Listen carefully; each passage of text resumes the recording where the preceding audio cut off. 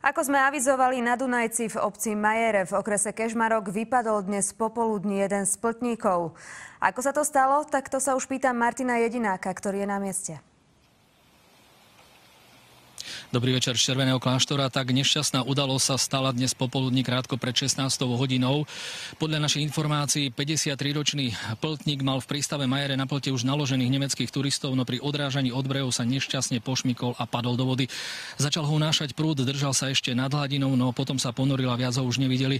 Z brehu mu už pomôcť nedokázali. Muža okamžite začali hľadať privolaní hasiči, dobrovoľníci i horskí záchranári. Postupne po brehu i na čelne prešli po prúde celých asi 10-kilometrový splav a telo utopeného pltníka sa im podarilo vo vode podvečer objaviť až pri Lesnici nedaleko poľskej hranice.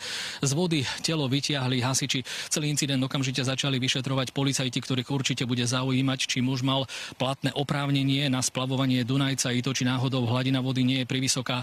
Smutné je, že pltníci tohtoročnú sezónu na Dunajci začali len pred týždňom a podľa toho, čo nám povedali, nič také sa zatiaľ na slovenskej strane tejto rieky nestalo. Toľko odo mňa. Martin, vďaka za aktuálne informácie.